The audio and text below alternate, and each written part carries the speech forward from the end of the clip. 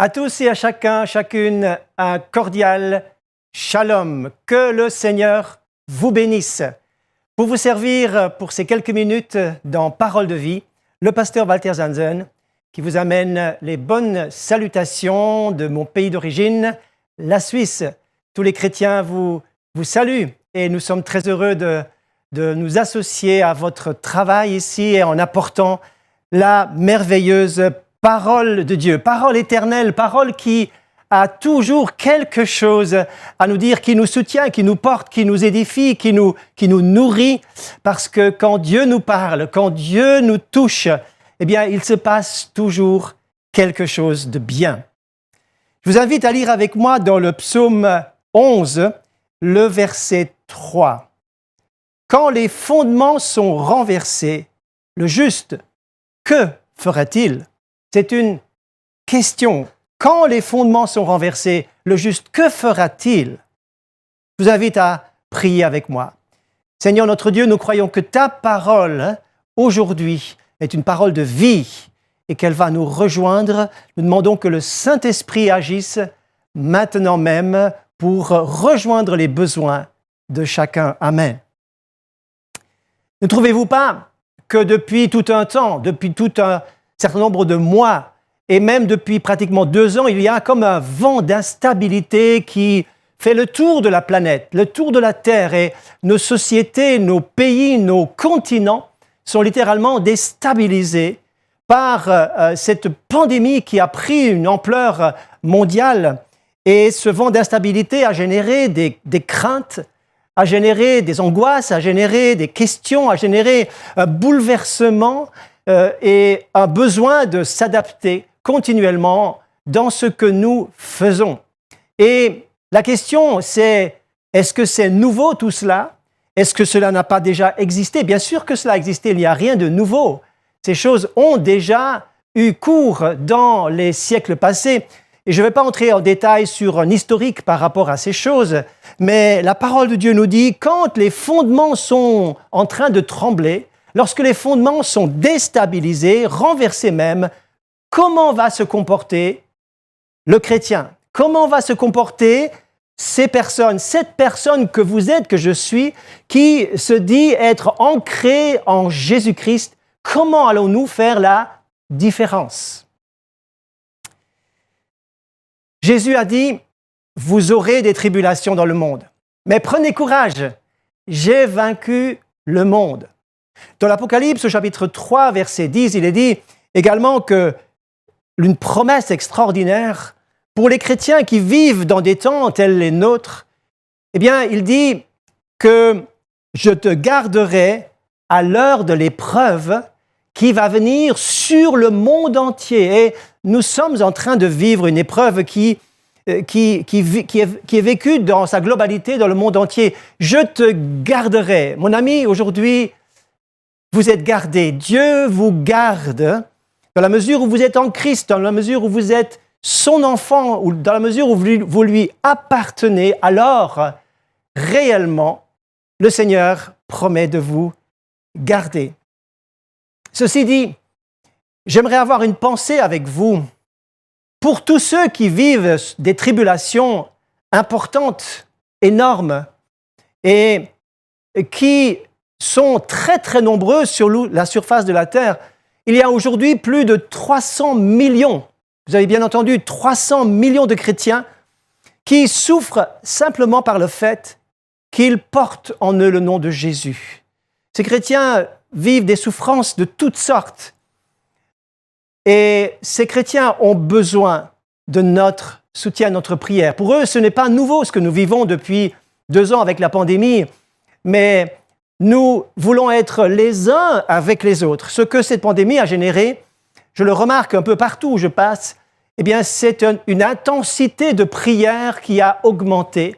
Une prière les uns pour les autres. Et nous avons besoin de prier les uns pour les autres. Ne priez pas seulement pour vous, Seigneur, protège-moi, Seigneur, garde-moi, Seigneur, donne-moi un avenir, mais pensez aux autres. Ouvrez-vous aux autres. Priez les uns pour les autres. Et nous avons ainsi réellement quelque chose d'extraordinaire qui est la puissance de la prière. Maintenant, pour que nous soyons rassurés, stabilisés, pour que nous soyons forts ensemble dans un monde déstabilisé, eh bien, nous devons prendre pour appui. Nous devons prendre pour appui la parole de Dieu qui nous dit ceci, que la nature de Dieu, que l'attribut de Dieu, sa stabilité, sa constance, son immuabilité, eh bien, c'est là notre référence. Dieu est un Dieu stable dans toute l'éternité. Il est un Dieu éternel. Écoutez ces paroles, Deutéronome chapitre 33, verset 27. « Le Dieu d'éternité est un refuge et sous ses bras éternels est une retraite. » Le Dieu d'éternité. Avant que les montagnes soient nées, que tu eusses créé la terre et le monde, d'éternité en éternité, tu es Dieu. C'est extraordinaire de savoir que d'éternité en éternité, il n'y a en Dieu aucun changement. Dieu est Dieu, Dieu est stable, Dieu est éternel, Dieu est immuable. Il est même dit qu'il est l'alpha et l'oméga, le commencement et la fin. Il est là au commencement, il sera là à la fin. Mes amis, soyons rassurés car Dieu est un Dieu stable. Notre stabilité est fondée et basée sur lui. Les desseins de Dieu subsistent de génération en génération. Ne le sais-tu pas, ne l'as-tu pas appris, c'est le Dieu d'éternité, l'Éternel, qui a créé les extrémités de la terre. Il ne se fatigue pas, il ne se lasse pas. On ne peut sonder son intelligence. Les paroles sont tellement nombreuses dans la Bible qui nous montrent que Dieu est un Dieu stable, Dieu est un Dieu constant, Dieu est un Dieu fidèle. Et je voudrais que vous puissiez j'aimerais que le Saint-Esprit inscrive dans votre cœur cette marque de la fidélité, de la constance du Seigneur qui vous aime et qui ne peut pas vous oublier parce que vous lui appartenez. J'espère que c'est le cas. Si vous n'êtes pas certain d'appartenir au Seigneur, c'est aujourd'hui, alors que vous me regardez, alors aujourd'hui que vous m'entendez, choisissez de lui donner votre vie. Vous allez faire un investissement extraordinaire dont vous n'allez jamais vous repentir, vous n'allez jamais le regretter. Alors, la parole de Dieu dans l'Ancien Testament nous le dit à de nombreuses reprises que c'est le Dieu d'éternité en éternité, le Dieu immuable, le Dieu fidèle.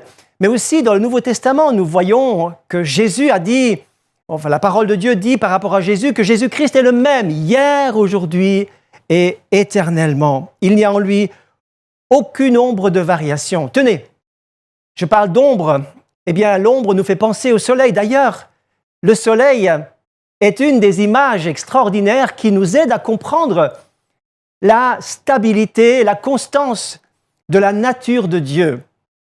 Le soleil n'est pas comme la lune qui tantôt nous donne une face visible et une face cachée. Elle nous donne tantôt le quart de lune, la demi-lune, la pleine lune, etc. Il y a une intensité de variation, de variables qui est la caractéristique de la lune, mais le soleil est toujours constant. Vous n'avez pas besoin de prier que demain matin le soleil se lève. Vous savez que le soleil va se lever. Il y a une constante, il y a une certitude, il y a une assurance qui est là en nous. Vous n'avez pas même besoin de demander à un enfant, est-ce que tu crois que le soleil va se lever? Il le sait, le soleil va se lever. Et le soleil est vraiment une des images que la Bible utilise aussi pour nous parler de la stabilité et la constance du Seigneur. Soyez rassurés. Le message que je voudrais développer avec vous aujourd'hui, c'est cette constance, cette foi que vous placez dans la constance du Seigneur, dans son immuabilité, dans sa stabilité. Votre foi, votre confiance est placée en lui, en sa personne. Pas seulement dans ce qu'il dit, mais en lui, dans sa nature, dans son essence même.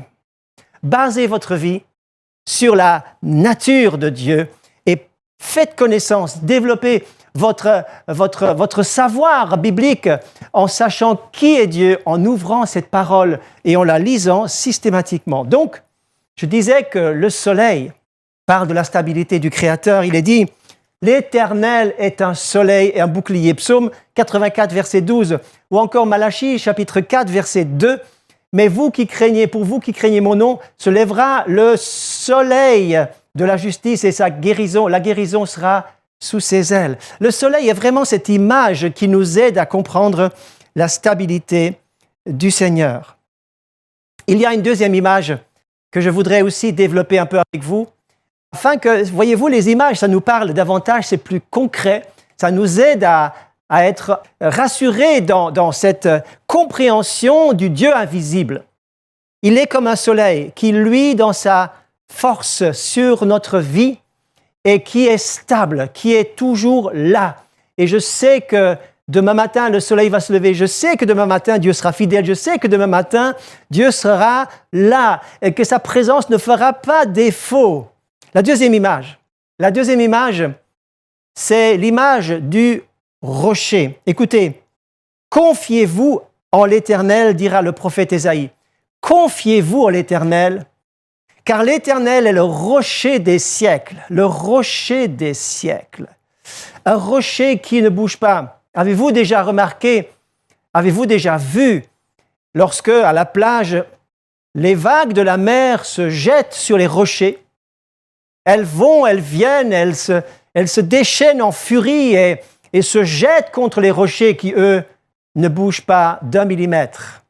Les rochers plantés dans la mer sont immuables. Telle est donc l'image du Seigneur. Un fondement extrêmement stable, un fondement plus stable que les fondements de votre maison, plus stable que les fondements des buildings, des grands bâtiments et qui s'élèvent jusqu'à 10, 20, 30, 100 étages. Eh bien, Dieu est un rocher qui est stable. Les fondements des montagnes sont basés pour nous montrer que Dieu est un rocher qui est complètement stable et qui peut nous sécuriser. Et la Bible dit ceci, même si tu as l'impression que la société est déstabilisée, même si tu vois de tes yeux que beaucoup de choses ont bougé, beaucoup de choses ont changé, beaucoup de choses sont en évolution, que le monde tourne de plus en plus vite, il y a quelque chose qui est stable. Et tu dois savoir que ta vie posée sur le rocher des siècles est une vie qui sera stabilisée et rien ne pourra t'arriver que Dieu ne l'ait permis. Dieu est au contrôle de toutes choses. Gloire à son nom, gloire à son nom. C'est merveilleux de savoir que le Seigneur tient toutes choses dans sa main. Donc, ces images, le soleil, le rocher, suscitent en nous, suscitent en vous, je l'espère aussi, vraiment cette confiance et cette louange. Écoutez encore ce que dit Asaph. Ma chair et mon cœur peuvent se consumer. Dieu sera toujours le rocher de mon cœur, le rocher de mon cœur. Dieu sera toujours mon rocher. Même si ma chair et mon cœur sont mal en point, ne vont pas bien, peut-être que vous n'allez pas bien aujourd'hui, sachez que Dieu sera toujours le rocher de votre salut. David va dire, l'Éternel, ô Éternel, mon rocher, ma forteresse, mon rocher, je trouve un abri en toi, mon bouclier, ma haute retraite. Il va juxtaposer, il va empiler les mots les uns sur les autres pour dire, mais Dieu est un rocher, je n'ai rien à craindre. Je n'ai rien à craindre. Je voudrais vous dire, ne laissez pas les craintes vous miner, les craintes vous envahir, ne laissez pas les peurs vous saisir, vous paralyser, mais basez votre vie sur le Seigneur et c'est lui qui vous porte. C'est les fondements, c'est le rocher qui porte la structure, c'est le rocher qui porte le bâtiment, qui porte votre vie. Dieu dans sa main tient toutes choses parfaitement. Faites-lui confiance. Je le répète, faites-lui confiance, placez votre confiance dans le Seigneur et votre vie sera entre de bonnes mains. Il prendra soin de vous. Combien je vois des chrétiens qui savent ces choses intellectuellement dans leur tête, mais qui dans la réalité quand même paniquent, quand même ont peur, parce qu'en réalité leur âme et leur foi est ébranlée, alors qu'elle devrait être constante, alors qu'elle devrait être assurée, affermie, fondée sur ce rocher. Approfondissez votre foi. Recevez la paix de Dieu. Recevez, en lisant la parole, recevez la foi pour intégrer cette parole. Je vous demande d'intégrer cette parole dans votre cœur, dans votre vécu, dans votre esprit, afin que vous puissiez tenir bon et avoir l'assurance dans les temps qui viennent. Maintenant, il y a un deuxième élément. Nous avons parlé du Dieu immuable, le Dieu stable, fidèle. Il y a également un autre aspect de la nature de Dieu qui nous rassure dans des temps instables. Oui, quand les fondements seront renversés, que fera le juste? Eh bien, non seulement il se base sur Dieu qui est son soleil et son rocher, mais il croit aussi. Bible en main, il y a beaucoup de textes qui nous l'assurent que Dieu est un Dieu parfaitement souverain. La souveraineté de Dieu est quelque chose qui pose problème pour beaucoup de chrétiens. Et ils ont besoin de revenir dans l'acceptation de sa volonté. Dieu ne peut pas être manipulé. Dieu ne se laisse pas influencer. Dieu est Dieu, il est souverain. Et son pouvoir est souverain, il est au-dessus de toute chose. Il a un pouvoir absolu, une autorité suprême. Il est assis sur son trône, il est le roi des rois et le seigneur de tous les seigneurs. Il est l'autorité au-dessus de toutes les autres autorités. Et rien, mes amis, rien n'échappe à son contrôle. Rien n'échappe, même les détails de votre vie n'échappent pas au contrôle du Seigneur. Les détails de votre vie sont connus par le Dieu très haut, le Dieu souverain, le Dieu suprême, et il connaît les détails de votre vie. Il prendra soin de vous. Il prendra soin de vous.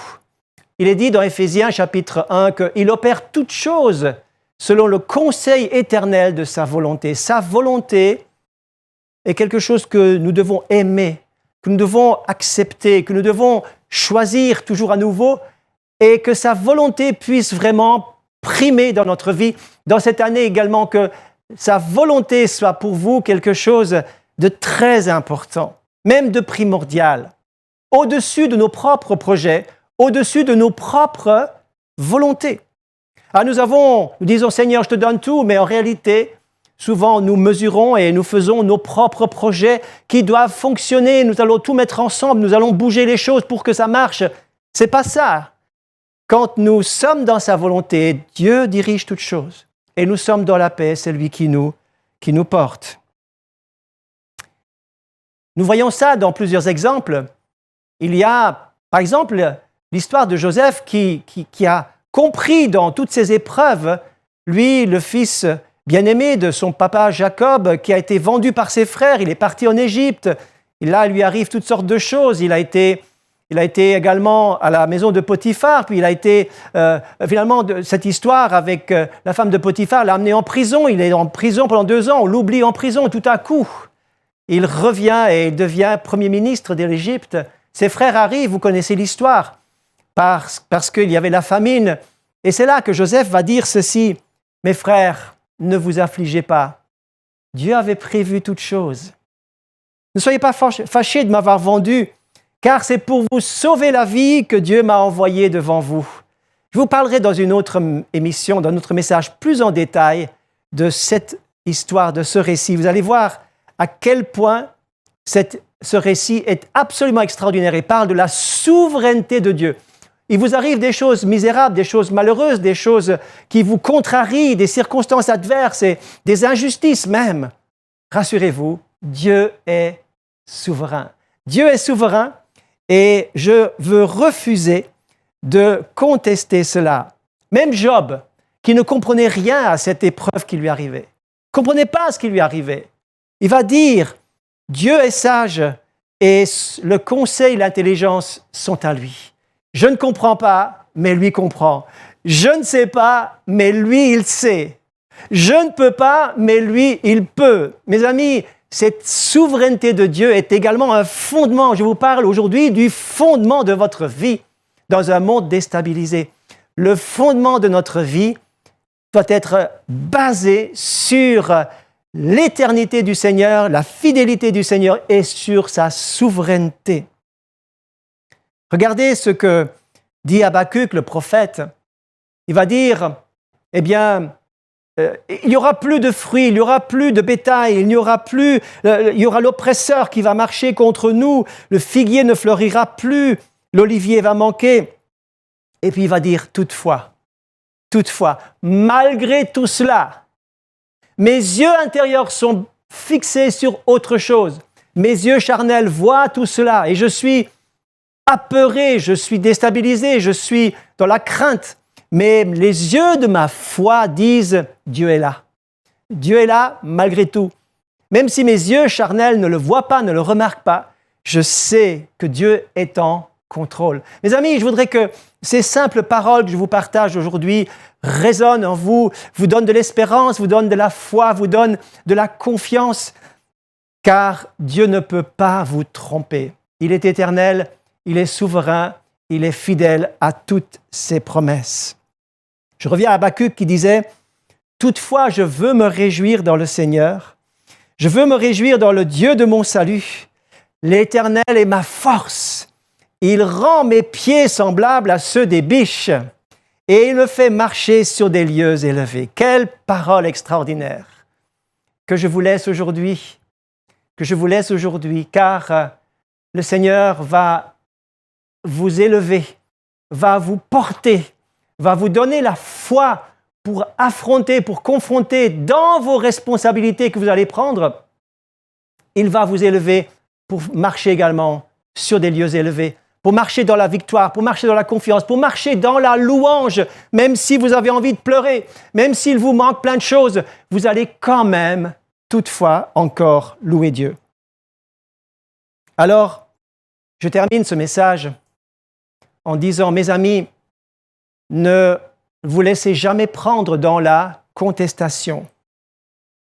Car toute chose concourt au bien de ceux qui aiment Dieu, nous dira l'apôtre Paul dans Romains 8. N'entrez pas dans la contestation. Vous êtes déstabilisé, vous pouvez l'être. Vous allez vous ressaisir aujourd'hui pour vous stabiliser dans le Seigneur, pour faire confiance. Mais n'entrez pas dans la révolte, la contestation, l'amertume contre Dieu en disant « Pourquoi ? Pourquoi toutes ces choses ?» Il y aurait tellement de textes à développer encore où nous voyons ces choses qui, aux yeux des hommes, paraissent insensées, paraissent injustes. Et pourtant, Dieu est en contrôle et il sait toujours ce qu'il fait. Ne vous comparez à personne et sachez qu'aujourd'hui, le Seigneur s'arrête près de vous. Il s'arrête près de vous pour prendre soin de vous, pour vous encourager. Oui, il vous voit personnellement derrière votre écran pour aujourd'hui vous encourager à lui faire complètement confiance. Il est votre soleil. Il est votre rocher des siècles. C'est pourquoi, comme David, vous allez le louer.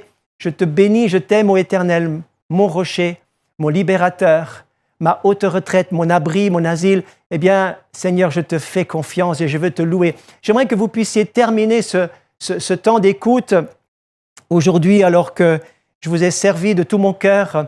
J'aimerais que vous puissiez louer, adorer le Seigneur, le Dieu souverain, le Père créateur, le Sauveur Jésus, celui qui a donné sa vie pour vous, celui qui aujourd'hui intercède auprès du Père en votre faveur. Laissez-vous remplir par le Saint-Esprit, que la louange vienne vous encourager et vienne vraiment lui rendre toute la gloire.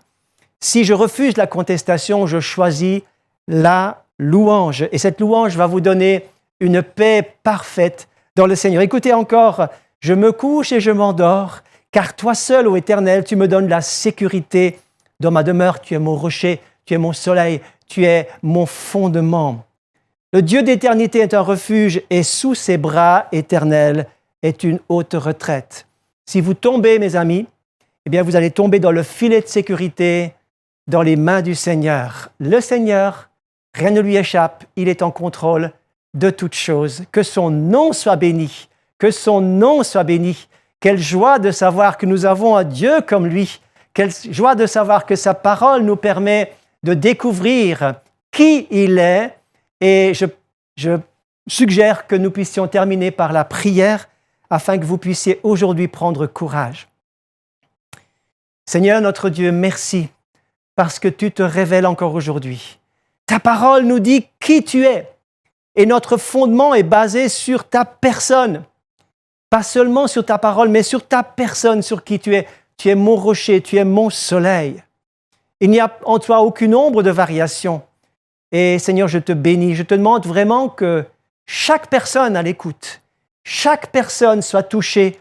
Et je prie que la foi, la confiance, Seigneur, rentre dans les esprits, rentre dans les cœurs, et que chacun puisse se relever en étant dans la paix, apaisé, que les craintes s'en aillent dans le nom de Jésus, et que, Seigneur, les fondements des justes soient restabilisés en cette journée. C'est ma prière dans le nom de Jésus. Je vous remercie de m'avoir suivi et je vous souhaite une très très bonne journée ou une bonne soirée et au plaisir de se retrouver une prochaine fois.